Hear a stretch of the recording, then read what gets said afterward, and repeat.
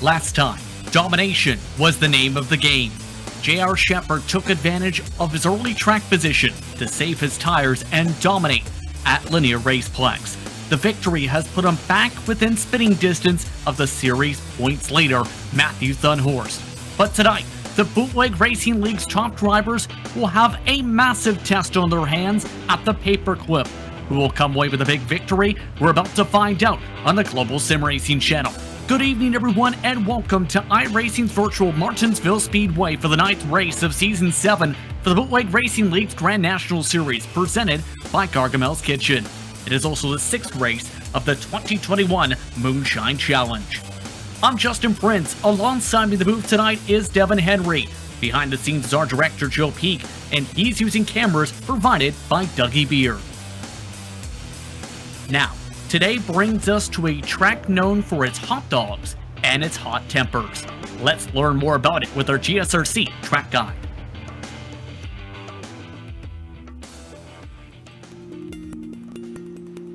Welcome to a piece of racing history. The Martinsville Speedway in South Central Virginia opened before NASCAR was even founded, and it is one of the sport's original tracks. Its paperclip-shaped half-mile has grown from a dusty pioneer to a beautiful racing facility. Going off of the paperclip nickname, Martinsville is two 12-degree banked corners attached to two 800-foot-long straights. Getting out of these corners is all about managing the rear tires sliding around. It often feels like you're coming out of a valley as you head onto the straights. Martinsville is very much a rhythm-based racetrack, though, some even referring to it as a rocking chair. You get that sensation because you want to feel the front of the car slam down under braking and then lift back up under acceleration. Making things even more complicated is the fact that the track is only 55 feet wide.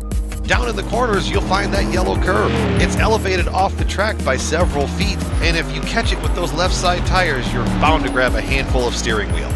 All of the action isn't on the track, however. The pit road that starts in the entry to Turn 3 and exits out of Turn 2 is only 46 feet wide itself, making pit road under caution look like a circus. Martinsville is not a track that you can rest on your laurels at. Always on top of the wheel is the name of the game. The drivers that do that best find themselves with a grandfather clock trophy. The fans come from all over, the drivers come from all over, even internationally, to race at the hallowed grounds. So settle in, buckle up, it's bound to be a great race.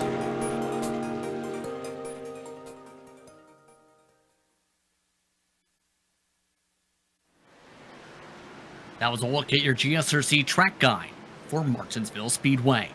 Now let's bring my broadcast partner for tonight, Devin Henry, as this track could be very tricky this evening, especially with these Chevrolet National Impalas. This track is known to eat up cars for breakfast in terms of the potential for incidents.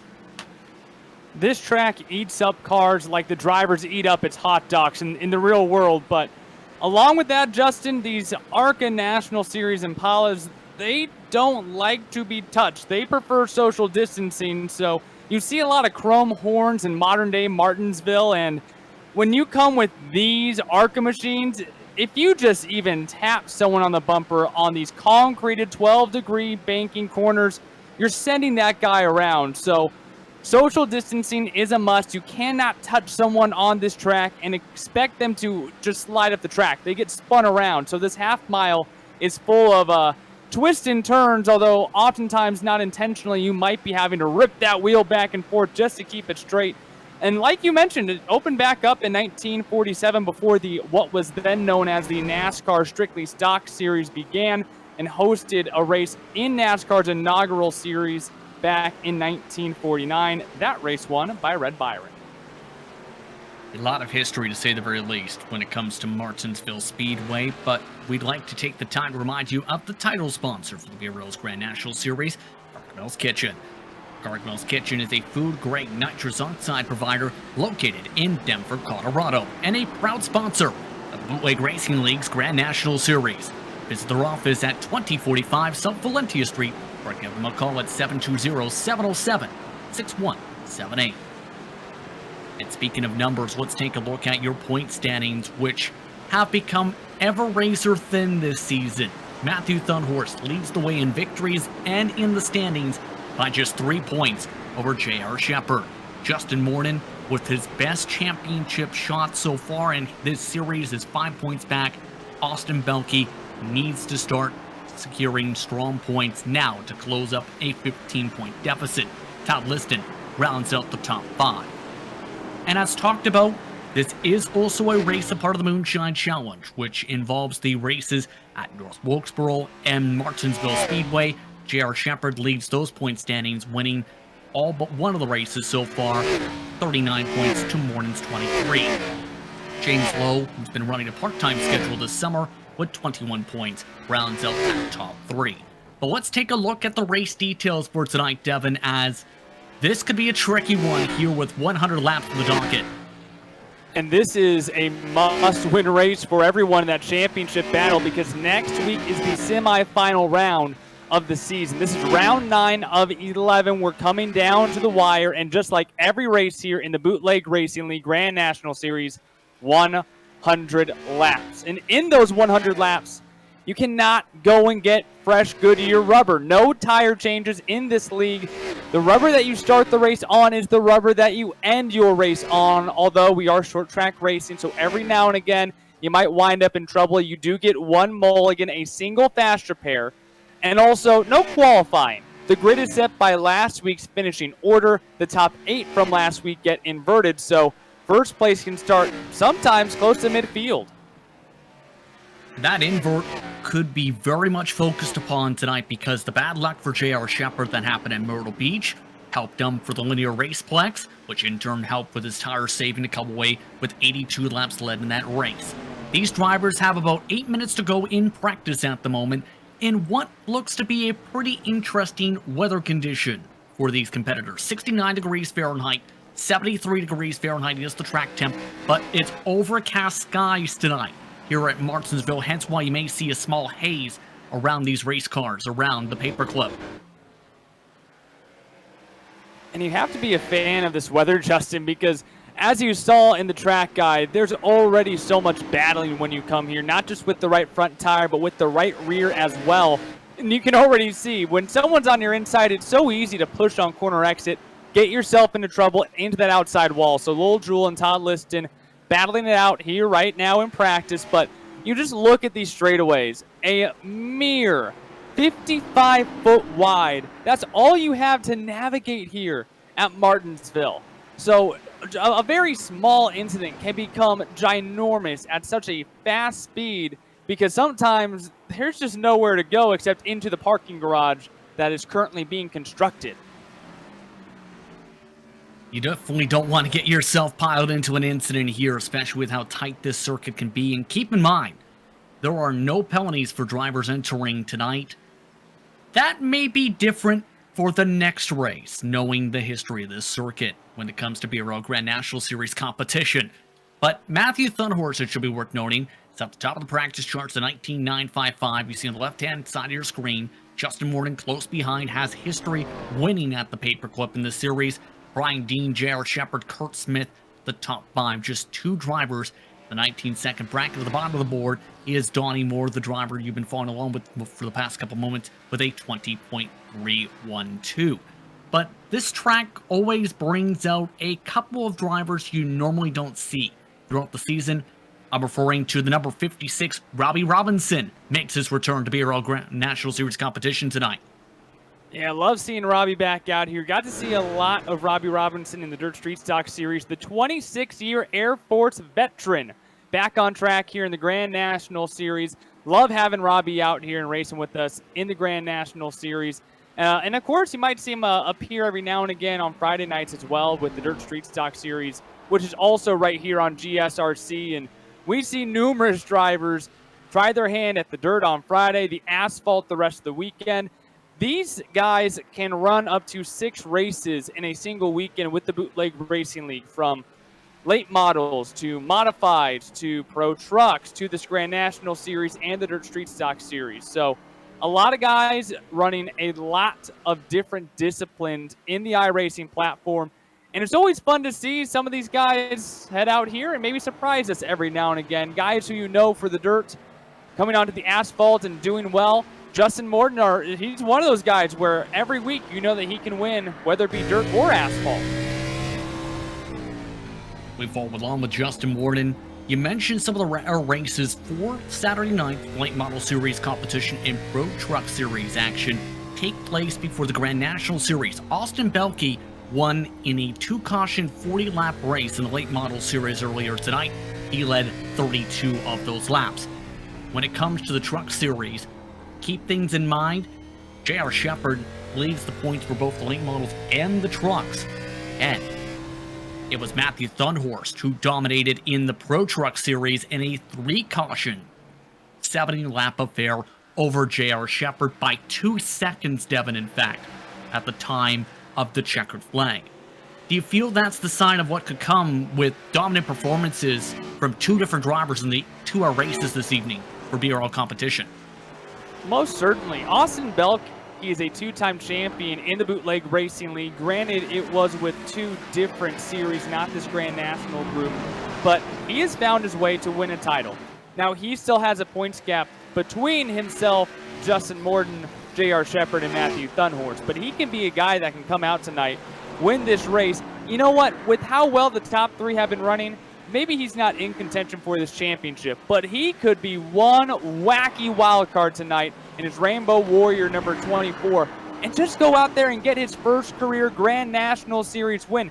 Remember, Justin, only 6 different drivers all time through 7 seasons have won in this particular series with the ARCA Menard Series Chevy Impalas.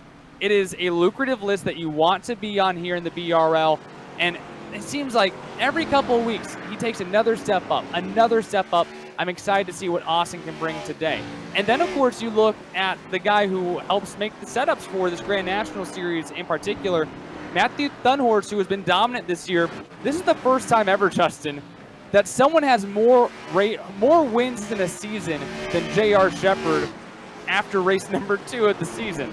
So, besides the season that he didn't run full time, and in that he still went out and won 6 races. So Thunhorst with 4 victories this year, he helps make the setup, and that gives him a massive advantage.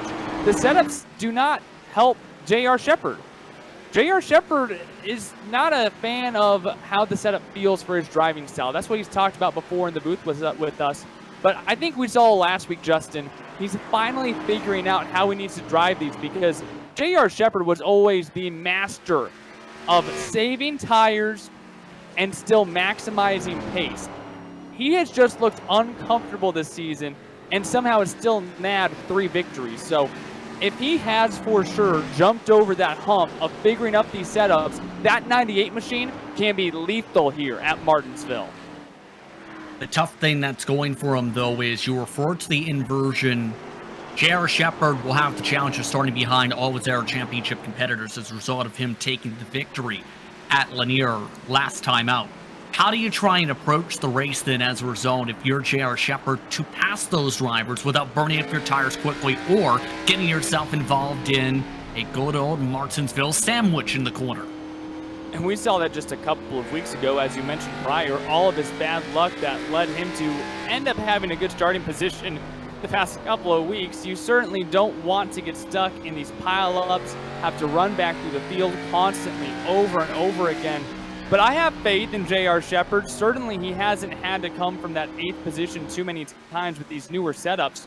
But the prior 6 seasons, I mean, the dude averaged an 8th place starting position because he would win almost every single week. So it's not like this is a foreign concept, starting mid-pack and having to burst his way through the field and make the pass late or sometimes even around the halfway mark. So would not be surprised in the slightest if he has in fact figured out these setups, the best way to manage those tires and manage his speed. If anyone in this field can do it and adapt to it quickly, it certainly is J.R. Shepherd, who has 48 career wins in the Grand National Series, looking for number 49. And a victory tonight will not only get him just a little bit closer to Matthew Thunhorst before we go into the semifinal next week, it would also bring him to 4 total victories this season, tying him with Thunhorst. These 2 have been the class of the field, but again, watch out for Justin Morton. He has won here at Martinsville in the past, and even though he only has 1 win to his credit, he most certainly is still in this title hunt. The question is going to be, Which drivers will see their hopes set amongst the sun behind the grandstands, and which drivers will be able to keep that burning hope alive for the final couple races of the season? We're about to find out as the drivers are all set to make their way to the starting grid in a pivotal race for the BRL's Grand National Series presented by Gargamel's Kitchen. Drivers now making their way towards your starting grid for tonight's race, and with the inversion, it's Joe Sagawa who gets to lead them to the green flag with Donnie Moore to the outside. Ryan Dean starts in third tonight with Mike Holloway in fourth. Keep an eye on him, he's had good speed in recent weeks. Justin Morton starts alongside Austin Belke in row 3. Row 4 are Matthew Thunhorst and J.R. Shepard. Rounding out your top 10 tonight, it's the principal Chris Wolfson and Todd Liston with one of his deeper starting positions in 10. Ryan Seneker will start off from the 11th position. Starting P12 will be Kurt Smith. Bruce Pearson starts in P13 wearing the same number that Red Byron wore when he won the inaugural NASCAR Series race at Martinsville. Alongside him is the Gargamel's Kitchen number 65 of Adam Shane. Lowell Jewell and Mark Herzog make up row number 8 with Robbie Robinson rounding out your 17-car field at Martinsville Speedway. So we'll talk about your running order tonight for the BRL's Grand National Series. It's also race 6 of the Moonshine Challenge. One more pace lap before they take the green flag. Your keys to victory tonight, Devin, to win here at Martinsville. We heard it in the GSRC race guide. Find your rocking chair, not just because of how the car sits, but rocking chairs have a rhythm, Justin. You always had that kind of pace. You find that rhythm, you get comfortable, and if you can get comfortable, have that pace, sit in that rocking chair. Not many tracks where you can compare being successful in a rocking chair to being successful at a racetrack, but if there's any of them that you can, it's Martinsville. Find that rhythm and make it work. About to be a fun night of action from the half mile of mayhem. The question is, which drivers will avoid the mayhem and which ones will be a part of it? We're about to find out. Green flag is up towards the stand. We're off and away from the paperclip. And a poor launch from second position on back, already side by side, several rows deep. Dean jumping up to second. And that was detrimental for the entire outside lane. Drivers pouncing to the inside. And how about Justin? Oh, we already have an incident. Bruce and it's Pearson, massive. Brooke Smith. Massive pile up. 5 cars involved in trouble in turn 3 for our first caution flag. And welcome to iRacing at Martinsville, as it ends up being Kurt Smith who gets tangled up first after a dive from Bruce Pearson, and everyone else stacked up like building blocks. And this can happen anywhere in the field, especially accordion effects. You see that everyone just had a different braking zone. Lil Jewell comes in, taps the 22, it taps the 6. Herzog gets stuck on the outside. Robbie Robinson has nowhere to go. And that is one of the bigger points with a flat Martinsville track. Let's listen in here to Lowell Jewell and listen to those braking zones. Everyone has a different zone here.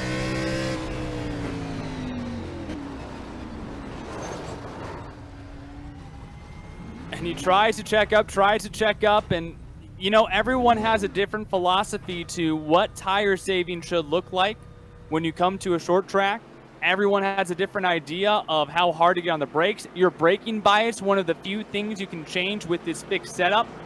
And philosophies clash, and that's all it takes to end up having to take either a quick repair or a very short time on pit road for manual repairs, because, Justin, you don't have much time to let that virtual crew come out and fix it up. The longest pit stop amongst the drivers who just got repairs done, 21 seconds. None of the drivers who rolled down the pit lane took fast repairs. Lowell Jewell, Kurt Smith, Robbie Robinson, Bruce Pearson electing to keep the damage. It should be worth noting Matthew Thunhorst also jumped up to 5th after the start. J.R. Shepard is up to 6th. And Dean will start outside front row with Joe Sagawa still leading laps. And keep in mind, in the past, Sagawa has found his way in Saturday Night Racing. Not specifically Grand National Series action, but in Saturday Night action with the street stocks that comes to mind. He's won here on a Saturday Night BRL competition. And there's a long way to go, Justin. Anything can happen here, and sometimes that prior experience, what led me to being successful that night? And every now and again, that information can come back and help you. Looking to see if the cheesehead, Brian Dean on the outside, the Wisconsin guy, he can get a good jump here. I think Justin Morton is in a phenomenal spot, lining up second row outside. The big part about Martinsville, though, is the bottom line can be very dominant. It's a matter, though, of how that outside line launches with the amount of tire spin. They make their way through the concrete in 3 and 4 towards the pavement on the front stretch. Tire spin on the outside line, green flag wave, still side by side as Dean sends it hard on the outside.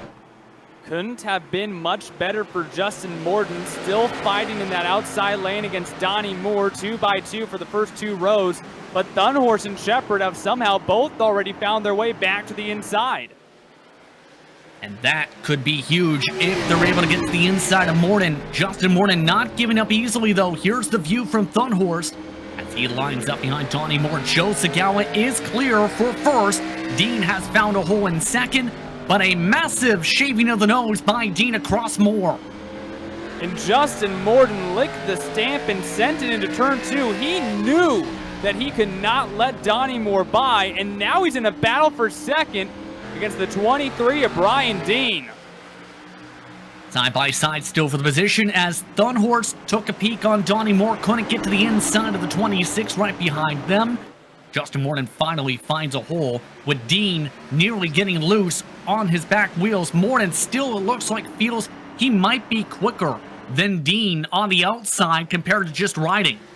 He most certainly is on entry, but if he does that for too many laps, I will get immensely concerned about what that's going to do for that right front tire. He is really relying on that tire slowing the car back down, but you see the momentum that he is gaining. J.R. Shepard a couple of laps ago saw that and attempted to pass Thunhorse in a similar way. I think people are taking notes, but man, I'm worried about how much rubber Justin Morton is using, trying to get around Brian Dean, still stuck door to door for P2. And Donnie Moore just about door. J.R. Shepard getting loose off the corner. Thunhorse passes by him.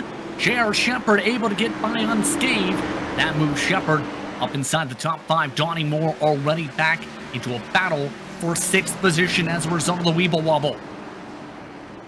And now Austin Belkey, 4th in the championship standings alongside the 26 machine. Just behind him, the number 2 machine, Mike Holloway, wearing the IK9 colors tonight, trying to slide his way by as well. And Donnie Moore, all he sees is that black hole in the outside lane. Donnie Moore again near contact with Belkey coming off of turn 2, still side by side through 3 and 4. This has now already lost them 0.6 of a second to the top 5 as a result of this fighting, as there goes Moore's back in. What a save by Donnie Moore, locking it up, but that will drop him outside the inversion spots. And it's so easy to do this, Justin, and it kind of makes what Justin Morton was doing even more impressive. Let's look back on the GSRC replay machine. Listen into how fast this happens. I mean, all that is entering too hot. That is over-maximizing. You're trying to maximize your speed on that top lane, right? Use that concrete to your advantage. But even just the slightest amount of miles per hour too much, and that rear end just wants to kick out. Meanwhile, back up to P2, Justin Morton finds a hold of it to the inside, trying to pass Brian Dean. Looking like he feels like he's quicker than the 23. The problem is Dean is not giving him any slack. And that's not a surprise when it comes to Martinsville. We've seen some good races from Dean in the past, but Morton now being taken advantage of by Thunhorse. He dives to the inside as a result of having to slow up for Dean on the last attempt to pass. That outside lane is looking very good defending. Still can't quite get clear, though, of Thunhorse. The number 8 machine gets back down to the inside. Oh, and now Brian Dean wants to take a peek. Battle for the lead with Segala and Dean. Segala gives him the inside and cuts back down. Some strong momentum right now on the entry of the corners for the high side. Segala doing a great job playing the lanes. The question is, how will that car be once these tires start to really fall off in about 15 laps or so? J.R. Shepard has just been watching this with a bag of popcorn and Ronnie riding along the various lines. Now he wants to peek to the inside of Thunhorse. Too wide for second, too wide for fourth. Brian Dean gets a little bit of a scare, almost checks up a little bit too much in the center of the corner. You see the rear end wiggle down the straightaway. very early braking point for Dean, and that's going to mess up Shepard's braking point. Having a hard time getting that momentum back down the back straightaway, and Thunhorse now battles for third, while Justin Morton gets a nose out in front of Joe Segala. Segala wobbled off the corner. Justin Morton is clear. Morton to the race lead, and Thunhorst trying to follow the open space, can't take advantage of the 81. Shepard now sees he has to go. Goes for the dive on Dean as well. Thunhorst will attempt to do what Justin Morton just did on Joe Segala, but a masterful performance there from Justin Morton. By no means did he want to be on the outside. Thunhorst forced him to the outside, and the 9 said, okay, I'm going to hold you off and pass 2 cars. And now Justin Morton begins to pull away as well. He's still using the outside lane, Justin. I don't know. I don't like this. This scares the right front savior inside of me. He's really throwing a lot of speed into the corners as now Thunhorst clears for second. Thunhorst also used that outside line, though, to make the move. And keep in mind, this is a trend that has popped up in recent years at Martinsville. More so in the Cup cars when they increased the downforce levels a few years back, where drivers, as the run went on, attempted the second line and got that to work better than riding the bottom of the racetrack, not just defensively, but the preferred line. It's almost coming to play a bit more with this car tonight, surprisingly. It seems these drivers feel a bit more comfortable taking that wider arc compared to the yesteryear, where a couple years back, you may see drivers dive bomb a bit more towards the bottom and try and hug the curb. And we will see how this affects them later on. This time by, it will complete lap number 24 of this race. Thunhorst keeps to the inside. Morton gives him a ton of space. And very simply, Thunhorst, whoa, Segala around behind them. Joe Segala's in the wall and the caution flag is out. Who will be scored the leader is the big question. Thunhorst or Morton at the time of the yellow flag? Well, first things first, we'll take a look back here. Joe Segala might have gotten help coming off of 4, whether it be the throttle or the 98. Yeah, it might have been the throttle. Just trying to gain all that momentum, all the speed that you can coming off the corner. So we'll watch here from J.R. Shepard, the number 98 machine on board. We'll take a look. Any contact or just trying to get back on the gas? Gives him a bit of space on the corner exit, and yep, that's gas. Went to Central Martinsville. And that's so frustrating because you see Thunhorst and Morton just making hay on the outside and leaving you behind going down the straightaways. And you just go, I just want to keep up with them. You see them accelerate. You want to beat them back to the throttle. And it's just too much sometimes. You just throw a little bit too much gas into it. And those rear tires want to go. And the front tires are not ready. They go, woo, hold up, man. And it's that easy to put the nose into the wall. And that now brings your top 3 in the championship points, top 3 on track. But to answer your oh-so-important question, Justin, Matthew Thunhorst scored the leader. I don't think I've ever seen anyone get a nose out front and then get a car length out front as quick as Thunhorst does right now. Thunhorst did look like he had the confidence to be able to stick on the bottom compared to some of the others to make passes we've seen. Now it's the matter, though, of can he hold on to the race lead? With 73 to go this time by, lights stay on top of the iRacing pace car. But to reset your top 8, it's Thunhorst, Morton, Shepard, Dean, Belke, Hallway, Wolfson, and Liston. Your top 8, your biggest mover is still outside of the top 10, or just moved in the top 10, should say, with the caution flag, Mark Hertzog. Cars who pit this caution flag, Kurt Smith for damage repair, Robbie Robinson for damage repair as well. So now how do you play this? You still have 3/4 of the race to go. You never know when the cautions lay. And we've seen various lines pop up here at the paperclip. And the trends have pointed towards if you get longer runs, there's the chance you can break away with the cleaner air. Well, I'm curious, Justin, how the 9 just allowed Matthew Thunhorst to go by. I mean, Morton gave him the entire track worth of room. I don't know if there was a plan after the pass, if he was going to try to cross him over maybe, and then the caution came out. But Matthew Thunhorst and Justin Morton, they communicate a lot in race, a pair of drivers from the majors as well. So could have been planned. Could have been Morton kind of a break. I'm interested to see what that evolves into. iRacing pace car off, coming to 71 laps to go. All 17 cars are still running here at Martinsville. Green flag is out. Thunhorse with a great launch on the corner exit. Clear of Justin Morton by nearly a full car length as J.R. Shepard also finds the bottom. Dean, the first one, left out on the top. The Rainbow Warrior machine, Austin Belkey, able to take away the 4th position. That now makes the top 4 on the track, the top 4 in points. And how about the principal, Chris Wolfson, looking to get inside the top 5. One of his best runs of the season by far. He's been able to find himself inside the inversion spots a couple times this season, but one of his highest positions nearly hit the wall trying to clear on by, making a +4 on the race. Now it's the matter of, can he keep up with the 20.1s to 20.3s set by the race leaders? Ooh, Todd Liston about scared me down the front straightaway. Got on the gas a little bit too hard. Liston holding on to the inversion spot, the provisional pole for next week in P8. Always a very important position, but still with so much race to go, you're going to see next week's pole continue to slide back and forth between these drivers. One guy who does not want to be here, though, is Donnie Moore, even Brian Dean. They were on the front row, and now they're just hoping to stay inside the inversion spots. It's definitely not been a pretty night and a pretty season at all for Donnie Moore, with several troubled spots throughout the campaign. Towards the front, though, top 3 are setting sail. Already the gap between 3rd and 4th is more than a second. How about 4/10 quicker than Austin Belkey, these 3? Putting on a blistering pace. And I'm curious about Justin Morton. He really used up his tires, I think, using that trouble, turn outside lane. 4. Todd Liston inside wall and another caution flag. Well, this will allow everyone to reset.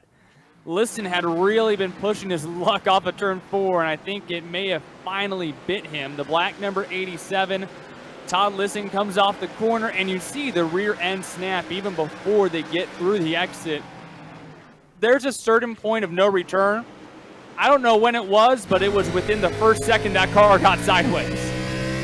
Keep in mind, Liston was trying a different line compared to some of the errors around him. A little bit lower on corner exit.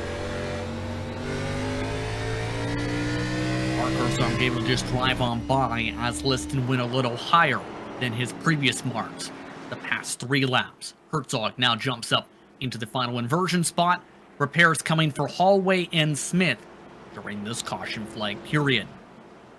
But let's take the time to talk about, again, the intriguingness of the Moonshine Challenge. It was talked about how exciting it is for some of the drivers to have a year-long title fight at specific tracks like North Wilkesboro and Martinsville.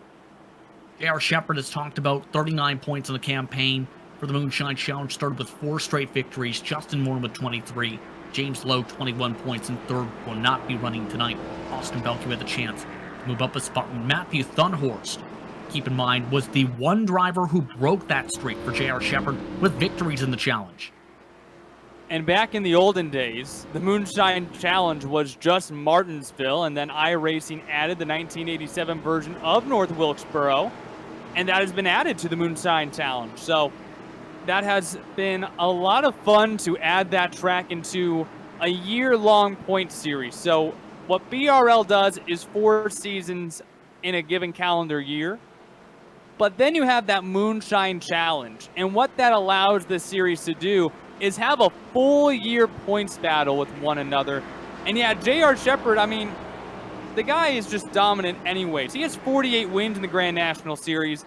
No one else has more than 9, so odds are he's won a lot of Moonshine Challenge races just from looking at those stats, although he's won basically all but I think just 1 or 2 in his time here through 7 seasons. So now you come here. Justin Morton is one of those drivers who won in a Moonshine Challenge race here at Martinsville. And I'm curious, we saw him run so well, Justin, on the outside lane. If he can get a jump here, can he retake the lead with 60 laps to go next time by? We'll have to see. And keep in mind, the place where Thunhorse started is where some actually prefer it to be. More so corner exit on iRacing to prevent the potential of a stack up. It also allows that bottom line to get a great pull, such as this. Thunhorse clear already by the start and finish line. J.R. Shepard already clear for third. Justin Morton, though, trying to give some space to the 98 as Dean spins it around, and another caution flag. Dean avoids contact, but does loop it around and loses all the track position. Man, I tell you what, that is gut-wrenching for the 23 machine. Had a great starting position, was battling it out, and we'll watch here in one. The 26 blinks a little bit. I don't think that had anything to do with this. Just overcooked it on the outside. And what happens here at a lot of short tracks, but in particular this very low-banked concrete Martinsville corners, the rear end wants to grip because you have all that energy and all that throttle action going to the rear end. So sometimes it's not even getting onto the throttle too quick. Oftentimes it can be just pushing the throttle down a little bit too hard to gain that momentum back. Let's say you just brake too early into the corner and you go, wow, I lost a lot of momentum. You try to get that back to the center by getting back on the gas sooner. And at a short track like this, there's really a fine line that it gives you. Either you're going to get it back or you're going to spin out. There's not a lot of in between. The car doesn't push that bad because of how well the right front really grips the concrete. But if you get on the gas too hard, the right front sticks and the right rear just wants to keep going, and it doesn't work out. So a very common issue at Martinsville for a lot of drivers, where when you are trying to find the edge, what do you need to get that extra little bit? It's just a very fine line here as you see Justin Morton trying to get some Martinsville hot dog paper off the grill potentially. Or maybe saying hello to Matthew Thunhorst. Could be that too. Donnie Moore, it should be worth noting, has elected to drop to the back of the field. We've seen with the replay a little bit of a technical issue.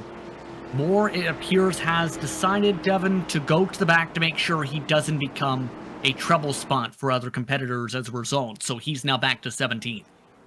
Great call there. And in the world of iRacing, there is no mechanical issues. You know, the engines don't randomly blow. You know, the drive shafts don't fall out because someone didn't tighten something. So this is the mechanical issue of iRacing. Hopefully for him, though, he can just go to the back, smart move on him, and sometimes it clears up and you can get back to racing. But that is the best thing that you can do in iRacing, when either you know or someone else tells you, hey, you're having consistent internet issues. On that note, we're coming up towards halfway already. Matthew Thunhorst, your race leader, Morton, Shepard, Wolfson, your top four. In fifth, and Adam Shane, who put in minimal practice time tonight, inside the top six, or was. Top line checked up, the most it has in the past couple restarts. Thunhorst already clear by a few car lengths, but J.R. Shepard looking to rip away second from Morton. Couldn't have asked for much of a better start for the 98 machine. Shepard still peeking to the inside. Really gets back on the throttle coming off of turn number 4, and the 98 machine takes away the second position, and the caution flag comes back out. Looks like issues for the 2 of Holloway, the 87 of Liston, and this is phenomenal for J.R. Shepard. Now he doesn't even need to run Thunhorst back down. He will restart next to him. So we'll take a look back at what happened. The black 87 and the black 2 next to each other. They both got a little bit loose, and unfortunately for Liston, Holloway got more loose, and the 87 an innocent bystander in that. You get loose, the next driver gets loose, everybody gets loose. And you'll see it from above in particular, as Liston's the first one who bobbles, then Holloway's the one who bobbles even worse. Nowhere for Kurt Smith to go. He ends up getting collected that in. Unfortunate for Donnie Moore. Straight to the back of the field on the previous caution flag. He immediately is rewarded for his good gesture by having some front nose damage. Mike Holloway has blown the motor as a result of that contact. He had came down the previous caution flag. Liston has also rolled his way down to the lane as a result of that spin. Yeah, that's not the reward that he was looking for. Definitely not the front end damage, but now with this caution flag out, we will retake the green at about the halfway point. J.R. Shepard will now start alongside Matthew Thunhorst. So long as he can keep Justin Morton at bay, he now has a better position to really lock down and begin his hunt of Matthew Thunhorst. Shepard has been so dominant in past years of flipping a switch, knowing when all of a sudden he can just go, and no one else can tend to keep up with him. That has changed since Matthew Thunhorst began making the setups. Doesn't really fit J.R. Shepherd's driving style, but I think last week we really saw J.R. start to get more comfortable. Now that we are nearing and passing the halfway point, I am curious, with the tire fall off, how comfortable do we see J.R. Shepherd? Even last week, the rear end got a little squirrely, very uncharacteristic of J.R. Now, does he have an opportunity here to show, hey, I think I have a better handle on these setups. I'm more comfortable, and I can really do whatever I want with this car, as he's done in former seasons. So the next 50 laps is going to tell the tale of what J.R. Shepherd has learned thus far with these setups. Under this caution flag period, Mike Holloway lost a lap trying to get his fast repair. Donnie Moore also took repairs for that little bit of front nose damage he picked up. But we'll restart with 50 to go right on the button, with Thunhorst, Shepherd, Morton, Belke now your top four. Wolfson got shuffled to fifth on the restart. Herzog is up to sixth, the biggest mover of the race, plus 10. Shane lost several positions off the jump to seventh. And Lowell Jewell, who was involved in the first incident of the race, he's in 8th position. Green flag is out. An air great launch by Thunhorst. Shepherd gives him some good pressure from behind, dives his way to the inside and shuts the door on Morton and company. Top 5 single files out extremely quick, and that is everything that J.R. Shepherd hoped for. Now the 98 sets his sights on the 8 machine. And how about Chris Wolfson still hanging on to that 5th position, but the Gargamel's Kitchen 65 in a battle with the in and out number 57. This is for P6. Move Shane back up towards 6th. Herzog gives him the space, in fact, down the straightaway, nearly scraping the wall, as Kurt Smith gets sent into the barrels. No caution flag yet, as Smith loops it around to the bottom of the racetrack, and the nightmare season continues for the 6. What happens here is he gets stuck on the grass. So technically, to iRacing, he is off the racing service. The 81 got a little bit tipsy off the wall, and just that mere subtle contact sends the 6 into something that I constantly did in NASCAR Thunder 2004. Just absolutely berating those barrels, and unlike the real world, they don't take damage. So unfortunately for the 6, that will be the conclusion to his night. Very hard hit there in the entrance of turn number 3. And how about this? Matthew Thunhorst extends his lead over J.R. Shepherd and Justin Morton. These two have to find something to reel back in Thunhorst. Last time by, a 10th of a second quicker for Thunhorst over Shepherd and Morton. Drivers both riding the bottom line. Thunhorst with some great pull on corner exits, already up to nearly 7/10 of a second again on the stripe separation. Nearly a full 10th of a second the gap. Those drivers, keep in mind, are at least a 10th quicker still than Belke, Wolfson, Shane, and their train. Both on back, a different class of cars separate themselves out. Lowell Jewell, give him credit, is still holding on to the 8th position in that train. And the highest of the drivers who've had repairs tonight. And the boss man would love that. A former NASCAR media member shooting photography would love nothing more than having the pole next week. Of course, P8 is the provisional pole with our top 8 inversion. So beginning to make a gap on Robbie Robinson, who was a part of an early race incident. The 56 machine has done a great job as well, the Air Force veteran. So a number of very good showcases from a few of these drivers tonight at Martinsville. Of note, Donnie Moore elected to pit under green this run. He has struggled to find his pit box. In fact, is rolling at 12 miles per hour down the pit lane. In fact, for these drivers, but that will put a second driver off the circuit several laps down as a result.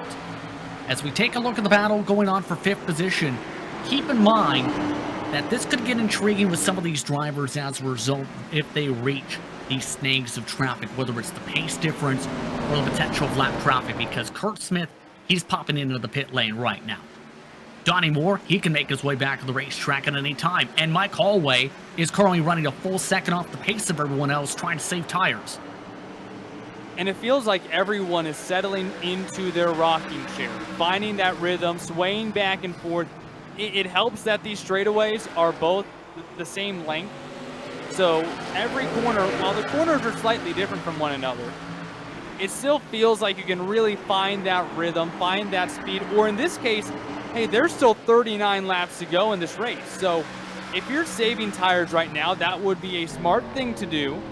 But beyond that, just finding a good rhythm where when the tire changes and gets tighter on you, you are prepared to make a difference and you are prepared to carry that momentum forward for the rest of the race. So I think everyone relaxing in that rocking chair, maybe not relaxing, it is Martinsville still, but finding that rhythm, although boy, the 65 going at it right now, wants to jump into a top 5 against Chris Wolfson.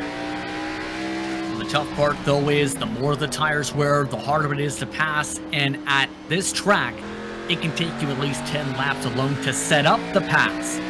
There being 37 laps to go, that's not a lot of time to be able to gain that ground up and get yourself into that rhythm. You can see how close things are getting from the front end of Mark Hertzog's car, who is losing ground, in fact, to both Wolfson and Shane, with them going a little bit deeper on the brakes and getting quicker on corner exit.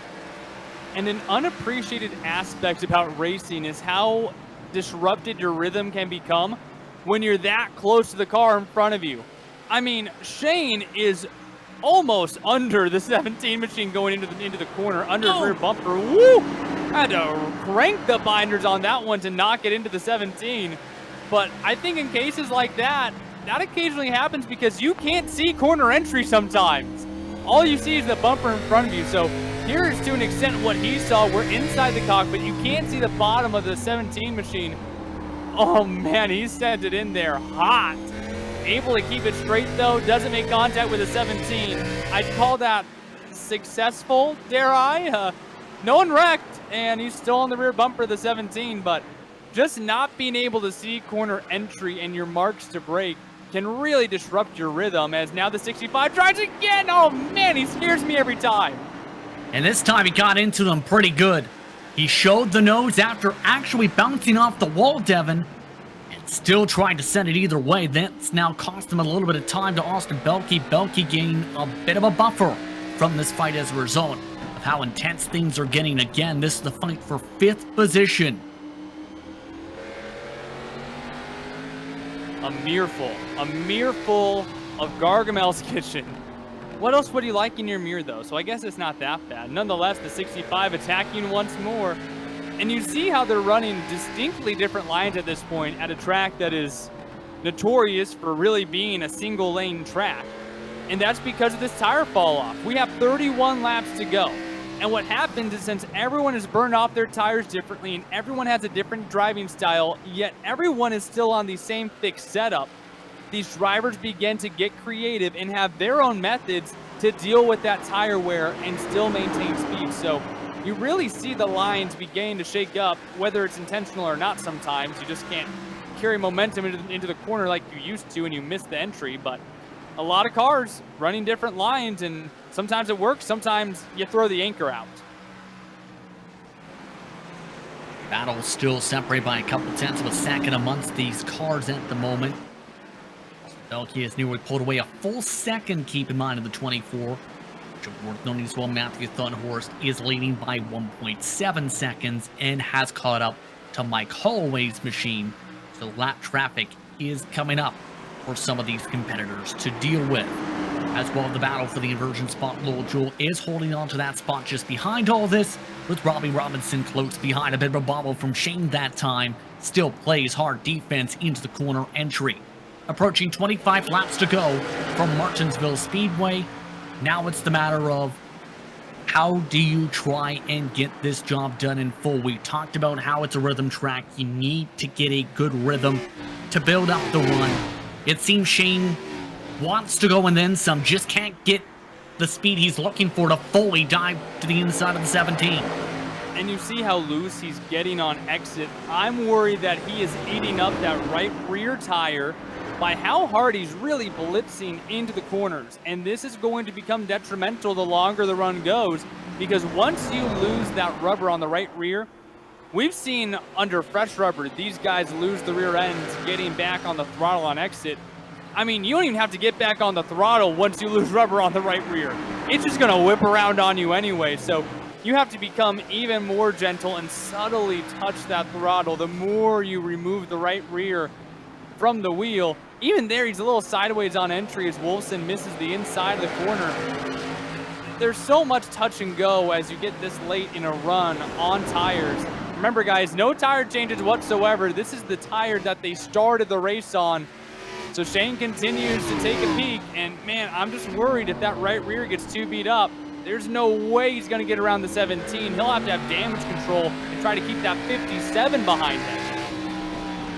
Herzog, keep in mind, hasn't really been trying to take a peek with all this. Shane has been the one who's been pushing this entire time. Indeed, another big wobble. Herzog nearly drifts right behind him as well. Herzog sends it to the bottom. Not close enough, though, to get to the quarter panel. Does get the runoff, too, and nearly he loops it as well. This is when these cars become demonic.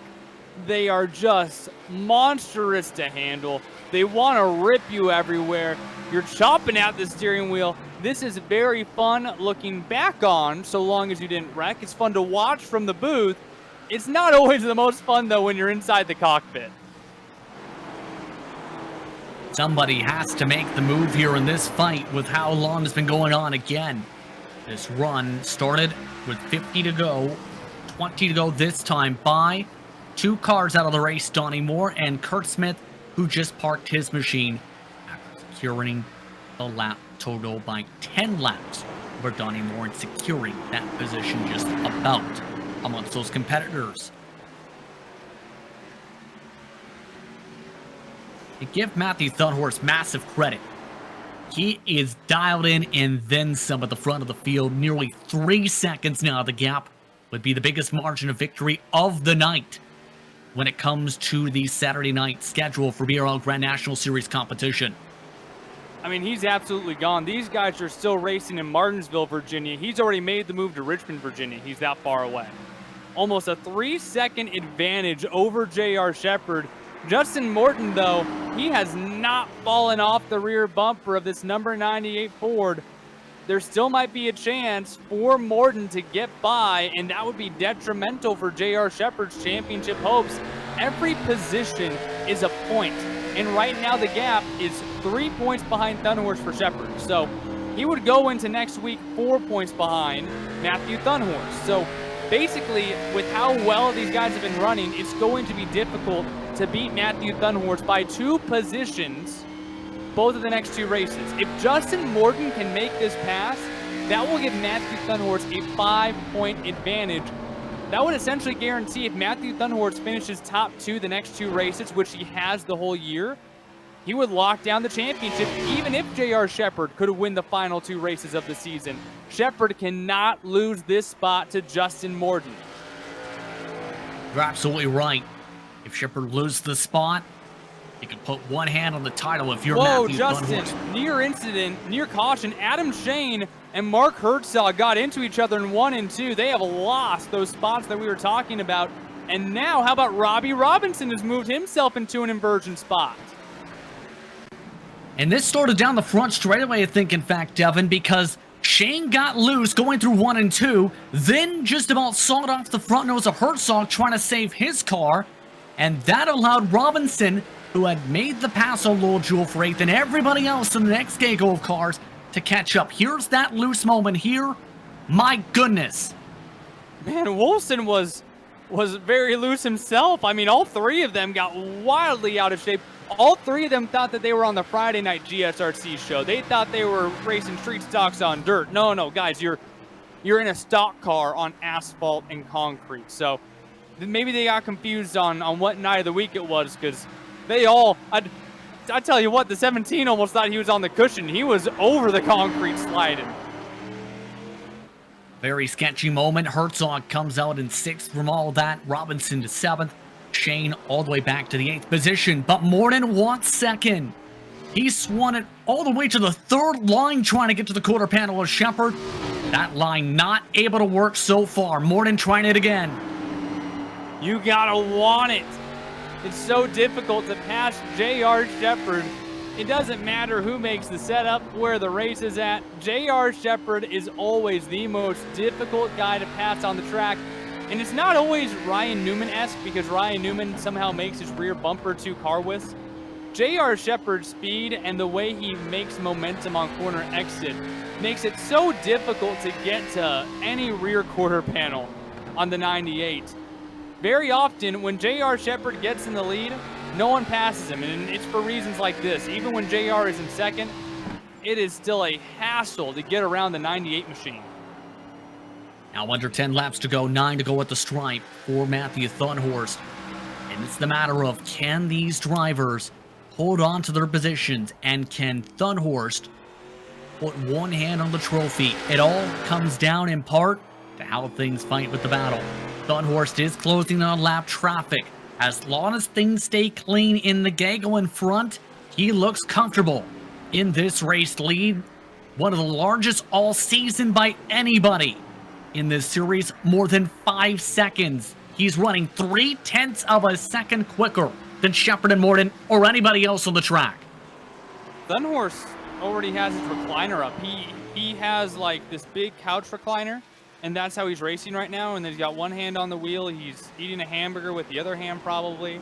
I mean, he's just relaxed right now. It's built up over a 5-second lead now over this battle for second that could completely change up the points. And you don't typically think that when it's only 1 point per position, but the way that these three have been dominant this season, you cannot assume that any of them will fall off the podium any given week. Heck, when J.R. Shepherd was having to come through the field from the back, he was still finding a way to get onto the podium. So these three, you have to assume they're going to be in the podium. So if you're trying to catch someone, you have to assume that they're going to finish no worse than third. Morton's been getting close to that back bumper a couple times. Now 5 laps to go, coming up to 4. Is he going to be able to get close enough to try anything is the big question. He's been getting within a quarter of a car length throughout the corners, but just can't seem to fully close up that gap like he needs to be able to get this job done by the checkered. And you see how high both of them are entering the corner to arc the exit and get that momentum down the straightaway. They are almost running identical lines. They certainly have a different philosophy on entry, but the goal is the same, and that's in part why Justin Morton hasn't been able to make up that ground, because they're almost running the same ideology when it comes to that momentum on corner exit. So you even see the 98 kind of gap him there coming off the corner. But for Matthew Thunhorst, this would be win number 5 this season on an 11 race schedule.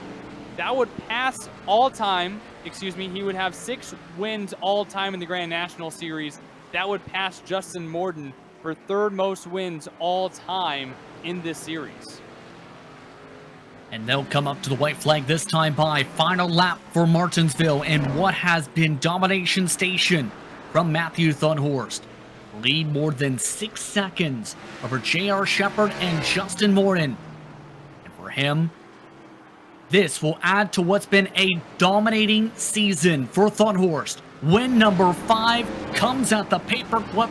He wins over Shepherd and Morton. Shepherd holds on to second spot right behind. Morton bobbled and weaved down the front straightaway trying to get to the 98's back bumper, but couldn't do so as Thunhorst gets the chance to celebrate once more here at the half mile of Mayhem. His second win of the Moonshine Challenge as well in 2021. Both of them coming in this campaign. With that post-race coverage coming up in just a few moments, you're watching the Global SimRacing Channel live from iRacing's virtual Martinsville Speedway.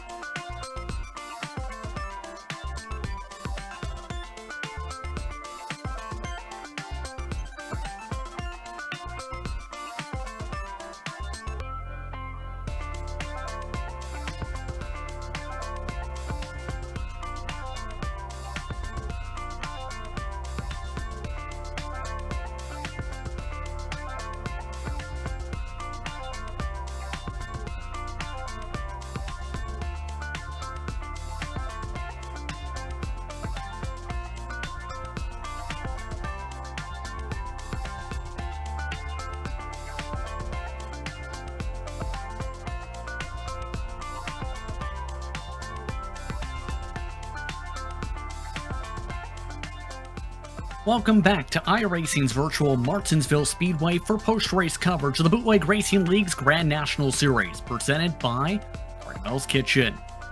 Food-grade nitrous oxide provider located in Denver, Colorado, and a proud sponsor of the BRL's Grand National Series. Visit their office at 2045 South Valentia Street or give them a call at 720-707-6178. Let's take a look at your race results tonight in the BRL's Grand National Series, where it's Matthew Thunhorst putting on one of the most dominant performances all season. How about nearly 7 seconds the separation between first and second? J.R. Shepard comes home in that second spot, with Justin Morton trying as hard as he could to try and pass him, but to no avail. They round out your podium.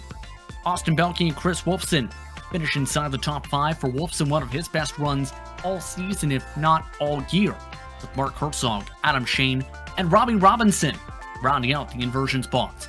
Lowell Jewell finished in 9th, and Bruce Pearson rounds out your top 10 tonight, Devin.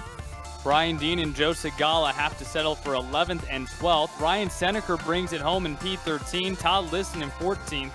15th goes to Mike Holloway. Kurt Smith and Donnie Moore round out the 17-car field at Martinsville. The driver who takes home the checker flag again is Matthew Thunhorst. It's win number 5 of the season, and this could be a pivotal one for the championship fight. How are you feeling, first of all, Matthew? I'm feeling pretty good. Martinsville is one of my favorite tracks on the service, and when you're able to really roll and be right up against an inside curve, and it's always a good feeling with this track. So, with the performance I put on the night, it's a good feeling and all that. So, were you expecting to pull away the way you did, though? You were 0.2 of a second quicker than the rest of the field at some points during that long run with 50 to go. No, I really didn't. Honestly, I thought that I got about that second lead, and I was kind of wondering if JR was saving or not. And so I started backing up my corners, but I wasn't really pressing or anything. I was just picking my corners up and just letting it roll the center. And so I was kind of shocked to see how I was able to pull away. But, it's just, like I said, this is one of the tracks I really like. And ever since I ran the 1987 Cup cars here, I kind of figured this track out a lot. So, Now, I want to ask this as well. Normally, we see you do a burnout towards the front straightaway, but tonight you did the Polish victory lap. Was there a significance to change things up with no burnout this evening? Yeah, it's just part of it. I've always kind of respected and liked what Alan Quickie meant to the sport, and in a sense, too, I kind of got sick of being able to, try to talk to these guys and say, hey, what are your tires? What is this? And you don't even know what you did because you tear the rears up. So. It's just kind of more of getting the knowledge of how I compare to the other guys, and again too, it's just respect kind of Alan Quickie in that sense. It's a shame we lost him early, and I hate that because of how old I am. I never got to see kind of that era of him race, so kind of call back to both. Now, real quick, we do want to ask: the next race could be a pivotal one where you can put one hand on the trophy, essentially, with the separation you built up with tonight, Thompson Speedway Motorsports Park. Your thoughts on that race? Thompson's definitely a tight track. It's definitely interesting with the way how banked one and the inside lane is, and so I definitely think it's going to be a track that's a lot of nuttiness. So if I'm able to attend the rest of the season, I'll try to make a shot at the championship and see if things work out well. But definitely getting the win here tonight put a lot of things in my favor, and it I had to make some major mistakes, so it just allows me to take things easier and just not force myself. So it's helpful in the championship hunt. Anyone you want to thank for the run tonight? Yeah, I just want to thank Lowell and the rest of BRL. I have a lot of fun running this league. Gargamel's Kitchen for sponsoring us, and for also coming back and deciding to sponsor both the Grand National and the Dirt Series next season as well. So appreciate them as well. And you, Justin, Devin, Joe, you all at GSRC for broadcasting us and doing such a good job with it. So much love and much thanks for y'all for that. Congratulations on the win tonight. Thank you very much, Justin. Matthew Thunhorst, your winner tonight at the Paperclip, his 5th of the season. Extra question there, but was curious indeed when it came to that situation with the tires. J.R. Shepard, meanwhile, finished in 2nd tonight. He's with Devin Henry. And of course, Justin, that first Polish victory lap coming at the spectacular Phoenix Raceway back in 1988. Anyway, J.R. Shepard bringing it home in the 2nd position. Able to keep Justin Morton behind you after he was pouncing there in the closing laps. Hey, take me through, because a lot of drivers just could not handle these old tires. How was your car at the end here trying to handle a little bit of tire wear? Yeah, the car went away for sure, but no, there's still plenty of tire there. I know it probably gave Justin a little bit of fit, but there was no sense in even trying to keep up with Matt. So yeah, I was just trying to save the entire run in case we got a late caution. And ultimately it wouldn't have mattered, but trying to finish ahead in Justin and get second place for the Moonshine Challenge points was that was the only thing on my mind tonight. And I know that you're still working on getting accustomed to these kind of different feeling setups. And with 2 races left to go, I know you don't look at the points. So I'm just curious from my perspective, what are your goals the next couple of races just to kind of get yourself acclimated to these setups and be ready for next season? Just keep working on it. That's all I can do. I don't understand these setups that are really tight through the center of the corner, push loose coming off. So, so a lot of guys seem to like it. I've never driven a race car that does that. So as far as making time, so it's rough for me trying to figure it out, but we'll keep at it. And, maybe something, maybe I'll get lucky with something. We'll just have to wait and see, guys. Well, another second place finish, bringing you back on the podium. Who do you have to thank for being P2 once more? Yeah, just appreciate everything that the Bootleg Racing League does, giving us a place to run on Friday and Saturday nights. It's a lot of fun, great group of guys, and also want to thank Gargamel's Kitchen for being on board as a title sponsor. So we really appreciate anybody that comes on board like that, and they stepped up this season. So thank you to them. J.R. Shepard bringing it home, P2 tonight at Martinsville. To wind down our podium, Justin Prince has Justin Morton with him. Yes, indeed. First things first, Justin, how are you feeling? Third place run tonight. Yeah, I'm feeling pretty good. I wish I could have got that second there. I felt like I might have been a little bit faster than JR, but it was pretty tricky to pass on that late runs. I'm pretty happy with third. Can't complain. It was talked about by J.R. Shepard. He was trying to save in case of a late race caution. Knowing that now, how would you have changed things differently on your approach to attack J.R. Shepard? I don't think I could have done anything different. I was going for it pretty much that entire run, banking on no caution. I just couldn't ever get the run or cross him over, have that run down the straightaway. Now, next race goes to Thompson. That race track has brought some intriguing action in the past. Your thoughts going into that event?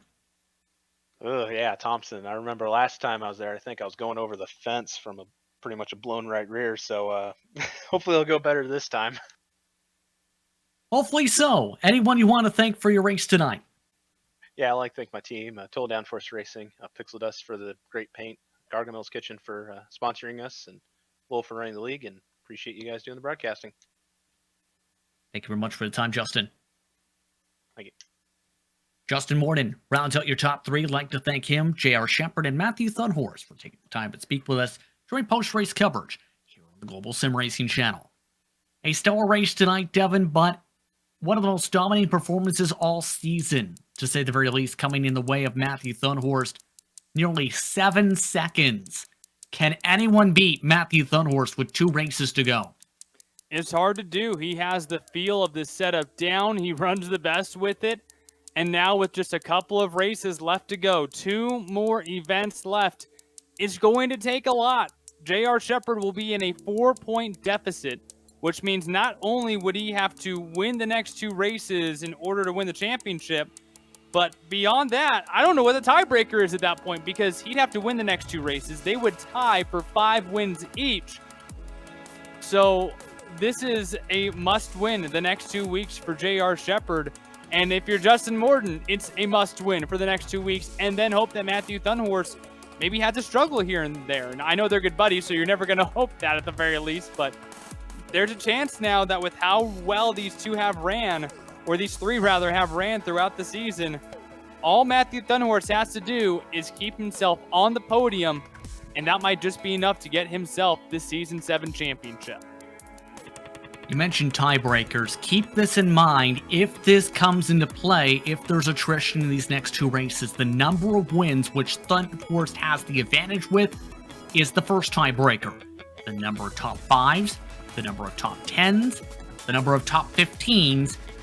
Then you have the current season average finish, and if you're still somehow tied after 5 attempts, pistols at 20 paces is rule 6.